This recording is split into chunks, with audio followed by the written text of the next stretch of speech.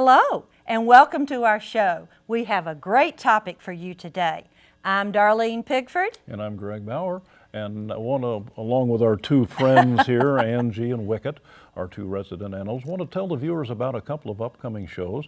We're going to bring some friends in from the Paducah Kennel Club, which I think you'll enjoy. And we're also going to be going back down to the Quilt Museum. You may remember shows we've done where we see both quilts and quilt blocks that school kids have made. And I think that'll be another great show. So, Darlene, what's on tap for today?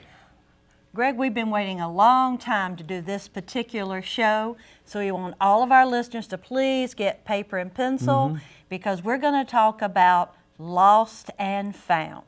What to do if you lose your pet, and what do you do if you find a stray pet or a stray animal? And this is such an important topic. And along the way, we're going to give you a lot of suggestions so you can maybe keep from losing your pet. Absolutely. So I think we've got a whole wonderful set of things for our viewers today. And our guest today is Michelle Fowler, who's been with us before. She's a certified vet tech and a pet groomer. And she has had a lot of experience with both lost and finding pets. So Michelle, thank you so much for taking time out to visit with us today. Hi, Michelle. Who do we have here on the table? Our resident cat here. What do we name her? Fancy Lady. This is Fancy Lady from Groomingdale. She's the subject of topic at the shop quite a bit. She gets more attention, I think, than most of the pets there. Well, that is quite an interesting statue. So, anyway, Michelle, we know that you're very active in lost and found and rescue. Let's start out by hitting the high points. What can we as pet owners do to prevent from losing our pets before we get into what we can do if we've lost them? What can we do for prevention? Just check your fences, gates and stuff, make sure everything's secure. Dogs, a lot of times dogs can open the door handles, windows, stuff, go through the screen. People don't think about that. And, they can get lost pretty quick that way. Mostly if you get a new pet, people seem with a new pet to think immediately that they're going to stay right in the yard, and usually they'll go looking for their previous home owner, whatever, and it's just really easy, especially if you adopt an older pet, for it to wander off real quickly. So what should we do? Confine? I'm a new pet owner and I bring home a new cat or dog. What would you suggest? I confine it or? Use a leash when you take it out, or if you've got a fenced yard, or they make a lot of this simple, there's fencing type things, that have a electric collar and a monitor where you can take the stake thing anywhere with you and put it in the ground, and they work wonderful. Okay. And it's pretty inexpensive. I think you mentioned something, Michelle, that a lot of people don't do. All of their animal pets should have collars on them. Yes. And ID tags. Yes, and one good rule of thumb is to have three contact numbers on your ID tag, a home phone, a cell phone, and an emergency number, because people are not going to take the time to look up your phone number, or, if you've got something easy that they can get a hold of, then they'll usually call that way.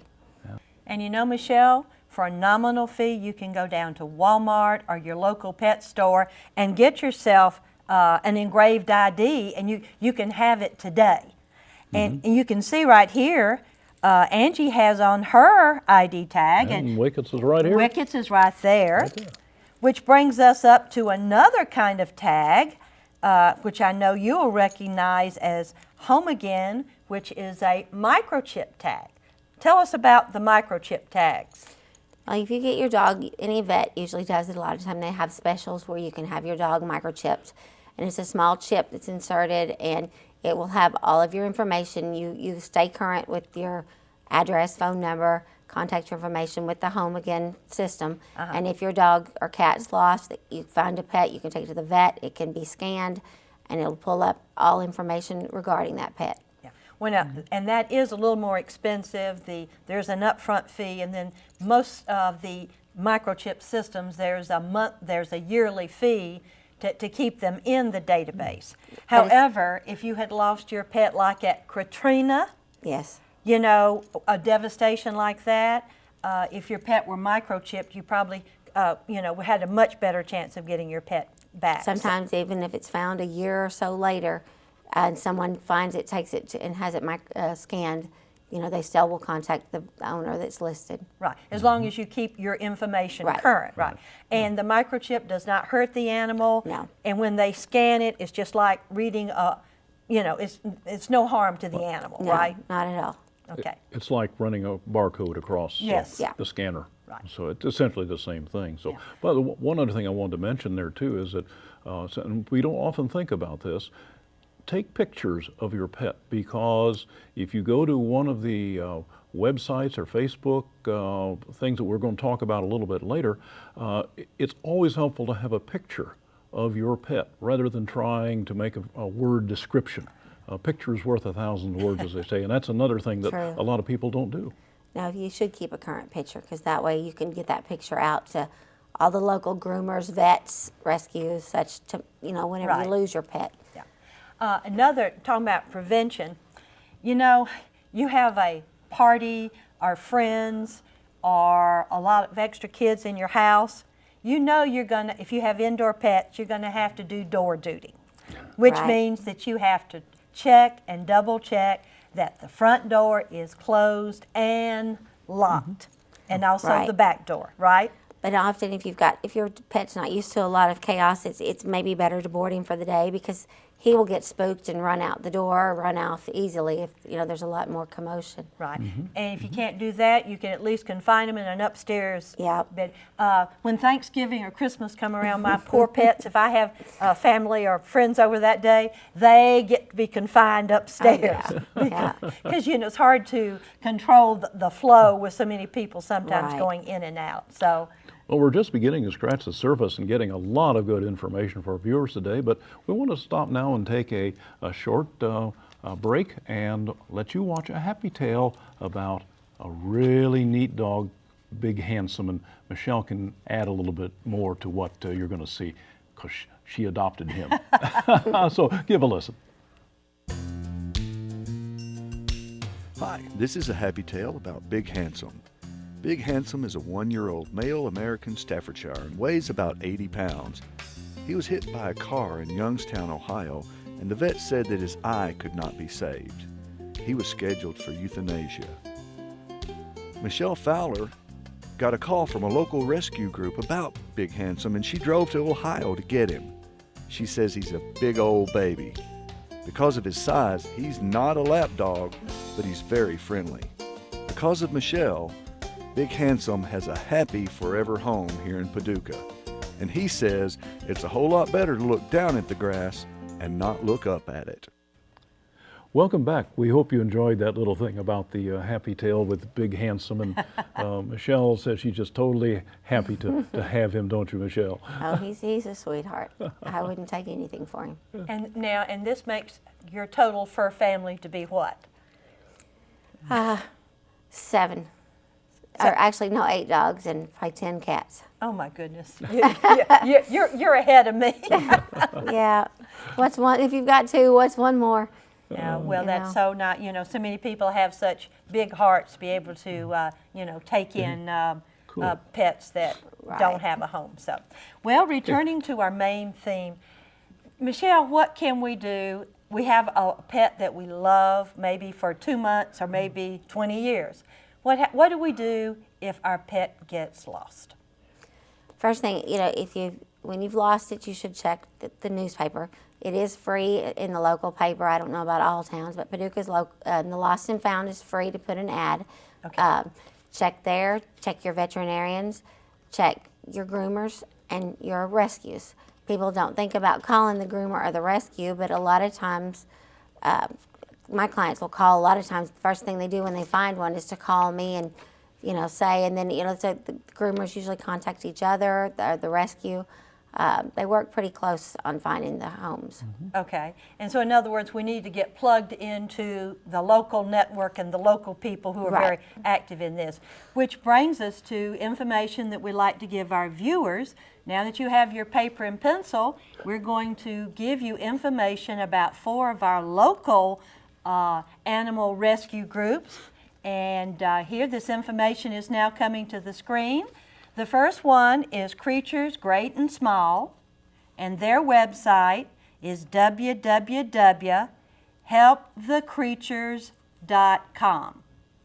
And Greg? And the second one we want to note to you there is Four Rivers Animal and Bird Rescue. They don't have a website, but their phone number is 270-444-0385. Okay. And our third one is Paws, Claws, and More, and their website is www.pawsclawsrescue.com. And Greg? And finally, Project Hope, that all of you are probably very familiar with, has a website, www.projecthopeanimalshelter.com. And all of those groups would be happy to help you. And one thing we want to tell our viewers and remind them, many times if you see the word Humane Society associated with a rescue group, that does not necessarily mean that they're a no-kill shelter. In maybe some cases, they will be euthanized within a period of 7 or 8 days if they're not claimed. So you have to be kind of wary of the groups that you deal with, and if you would like to have them not be euthanized, then you need to check that out ahead of time. So that's an important point. Michelle, you were telling me about one local organization that only kept an animal, like if for 72 hours. A lot of them are required only for 72 hours to hold it for the owner to come, and then like a period of a couple of days beyond that, depending on how large or small the shelter is as to how big of a turnover they have, how much space, and it's all on first come. Whenever they need the space, whoever was there first, it's euthanized. If you take it to the vet, say it's lost and found, it's considered as a turn-in.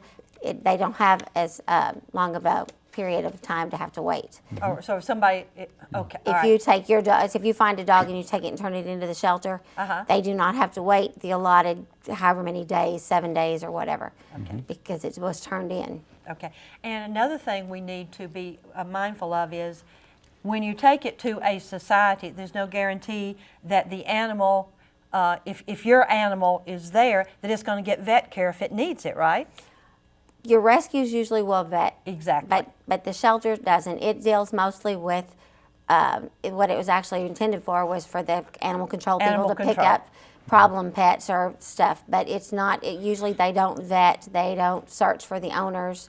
And oftentimes if you're looking for yours, you're better to go in daily and look through their dogs, because the workers do not always know who's in there. They've got different workers, they don't know who's there for sure. So if I've lost my animal, not only do I call all the rescue groups and the animal shelters and humane societies, but I go down there and look and make sure that my animal is not there, because it's not going to last long and it may get sick when it's there, right? Yes, because you have so many coming in and you don't know, where those dogs have been, if they've been out, and it does expose your dog to a lot of bacteria, germs, sicknesses. And all the more reason why it's so important to have a collar and an ID tag with your animal. Because if those aren't there, nobody knows whose they are. But still, if you lose your pet, even if it has an ID tag or a collar, they have been known to come off and stuff. And sometimes the shelters aren't required to contact the people on there. Now, your rescues usually will, but a lot of times your shelters, they don't. They just check the dog in. Sometimes they don't, they don't even touch it as much when the animal control people bring it in, if the animal control is the one that picks up your pet. But if they don't have anything, then you are in trouble. Now, you were telling me that one of the newest things in helping you find your lost pet is Facebook. Tell us about that. Facebook has become a big advocate with the whole pet world, as far as I've seen many pictures posted of dogs that were lost and people looking for them. I personally have had several that I've found or been brought to me that were found that have, through the networking of Facebook, the owners have been contacted.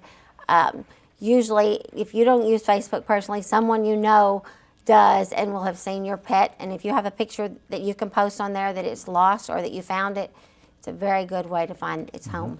And you were telling me, if I go on Facebook, what do I search for to find these groups? You were telling me the names of several. Missing Bella website, or Facebook page, is one here in Paducah. She started it because she had lost her little dog, and in the search and find it. So it's set up mostly for, she posts pictures of lost dogs, found dogs, or ones needing home, and that's what the whole page is dedicated to. And there is another Facebook page, which we understand, Paducah Lost and Found Pets is a group name. So those are at least a couple possibilities, and there may be others out there too that we're not aware of. You can go, but you can take on your personal page or a friend's and post the picture and ask people to post it. And there's people that just do nothing but cross-post those pictures to everybody in your local area. That they have even most of the rescues have a Facebook page now as well. Yeah. So if you're not into Facebook, what you're really saying is you better find a friend who is, in case you lost your animal, Yes. because it's a very good means to helping you locate a lost pet, Yes. right? Yeah. Half of the Facebook posts anymore are dedicated to something in the pet world. Oh, that's... But there is also a website, Pet Finder, too, Yes. Oh, which yes. can be done also. Paducah Pet Finder, There's a number of ways that Right. you can look to see things. Well, we want to stop now and take another short break and hear about another happy tale. This is about Harley, a 1-year-old English bulldog, and I think you'll enjoy. We had trouble getting pictures of him because he's so active. So okay. give a listen. This is a happy tale about Harley, a 1-year-old male English bulldog that was born in Atlanta, Georgia, home of the Bulldogs. Harley traveled from Paducah directly through the 2010 Nashville flooding. He's a dog who's very inquisitive and well-natured. He inspects all things with his tongue hanging out of his mouth. When Harley sleeps, he snores very loudly, and when he eats, he grunts very loudly. He's small in stature, but stockily built. The Sladek family calls Harley the Tank. He's friendly to all that he meets, including other dogs, and very eager to climb into everyone's lap and sit there as long as they will pet and scratch his back. Thanks to Ron, Sandy, and Tyler for giving Harley a forever happy home. And how about them dogs? That's what they say in Georgia. Welcome back. We hope you enjoyed that little tale about Harley. He's a little character, his owner says. So we want to go back now and just revisit for a minute the names of those 4 local animal rescue groups. And we'll start off, Darlene, with Creatures Great and Small. What is their website? Okay, if you have paper and pencil, Creatures Great and Small, www.helpthecreatures.com. Okay. 4 Rivers Bird and Animal Rescue. They don't have a website, but their phone number is 270-444-0385. The next, Paws, Claws, and More, and their website is www.pawsclawsrescue.com. And finally, locally, Project Hope Humane Society in Metropolis. Their website is www.projecthopeanimalshelter.com. And they can provide some help or some guidance if you have a pet that you found a pet who's been lost, or if you have lost a pet also.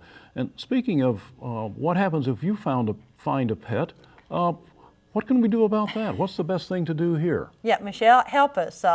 I found a new dog or a cat in my neighborhood. What do I do? First thing, of course, look for tags or take it to your vet and have it scanned for a microchip. Okay. If you don't have either of those, put an ad in the found section of the Paducah Sun. You can also contact the different rescues. If you can't hold the dog yourself, a lot of times they can help, take it in until till the owner's found. Contact your boarding facilities and grooming shops, because people don't think about that. A lot of times a groomer will recognize a dog, especially if it's one that's been freshly groomed or that type. Because your groomers and your groomers and your boarding kennels see the pets a lot more than the vets do. If you contact them, take pictures around, you can usually locate an owner quicker that way. It's essentially the same thing that you do if you've lost a pet, isn't it? Yeah. There's really no difference. Well, Yeah. Except that you're on the other side. Right. How about the neighborhood and putting up flyers? Definitely, that's where keeping current pictures of your pet. Keep a current picture, print it out, make you some flyers, post it around. Take it to the different veterinarians' offices, the shelters, post it along, especially in the area that it was lost. Even you can take it to the animal shelter, the local animal shelter, and they will have it there in case one comes in. Yeah.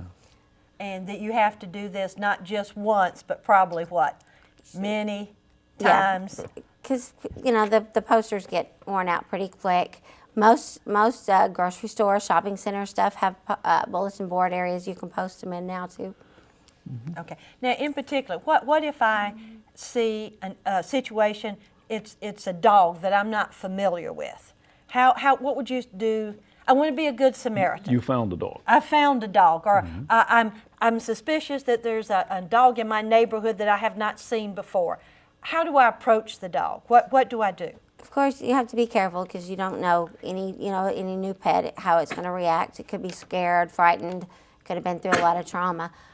You'll just kind of approach it slow in a manner that he wouldn't feel threatened. Like with your hands out. Yeah, you told me you like to approach. I usually will like that, and they say don't get eye to eye, and if you sit down close to it a lot of times and let it come up to you.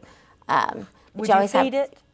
You can, but a lot of times if they've been spooked or been through a lot of trauma, being out on their own, they may not eat or they may be, scared.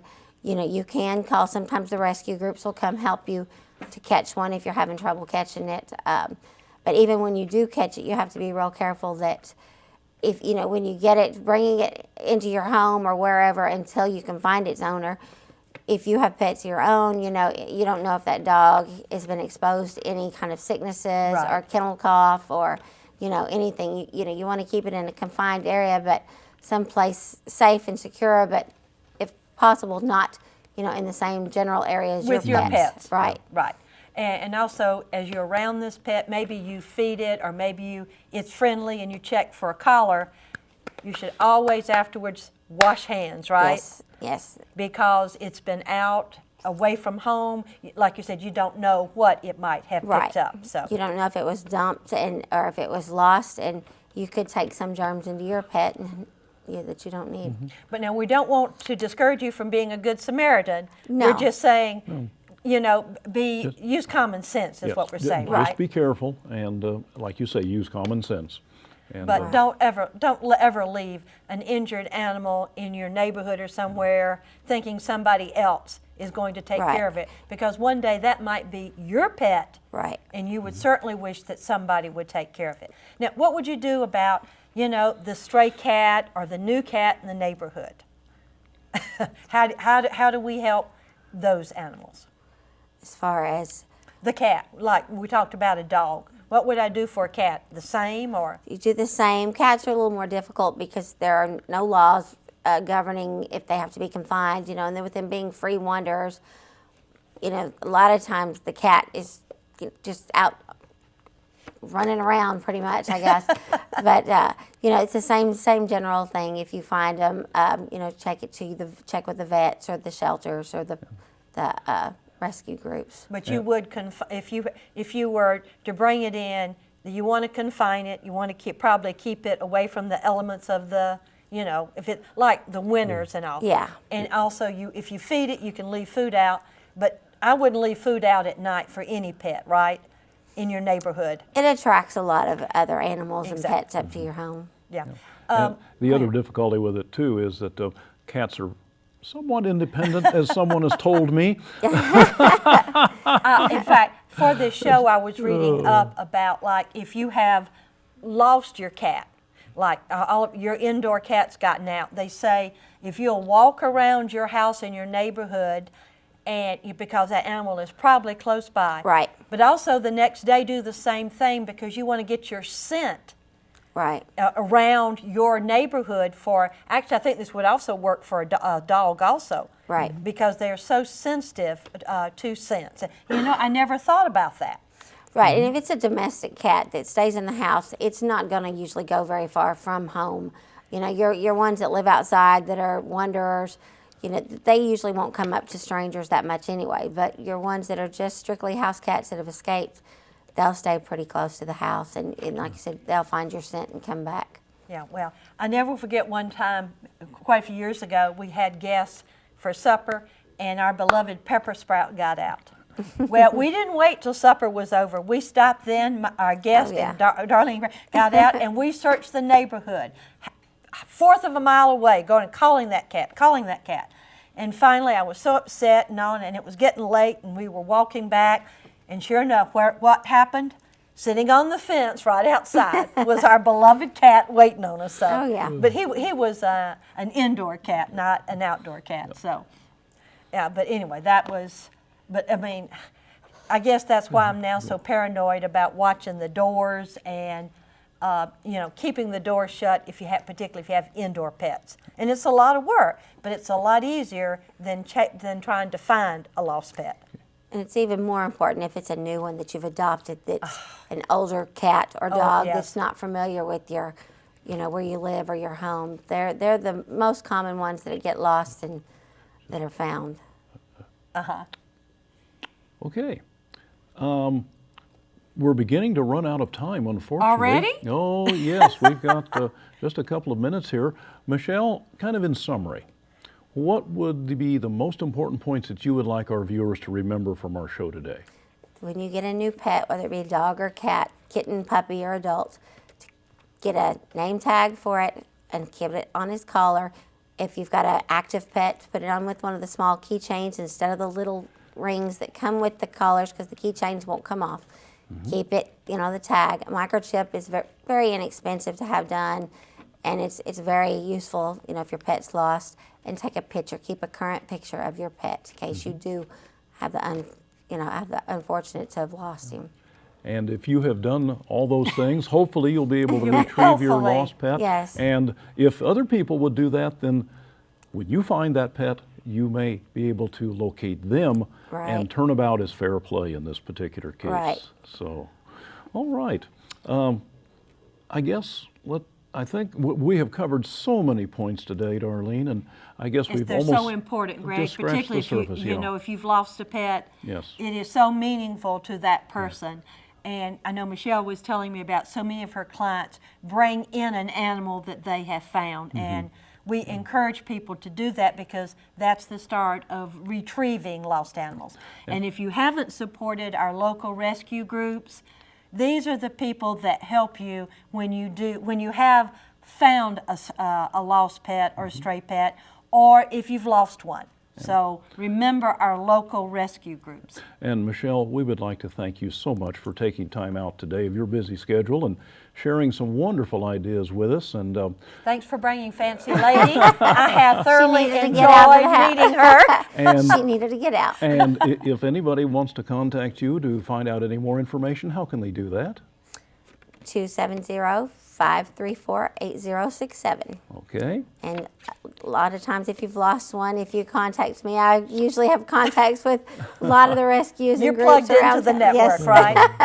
Yeah. Well, that's great. We just hope that all of our viewers are never in the situation where they've lost a pet, and hopefully if they won't find a pet either because But if they find a people pet, will not they'll have get a lost home for it. Exactly, exactly. So, well, Darlene, in closing today, time has just flown by. Yes, it has. And I think we want to thank our viewers for joining us today and hope that this has been helpful to them. And let's tell them again what we do every time. In closing, give your pet a little extra love today and every day. See you next time. Bye.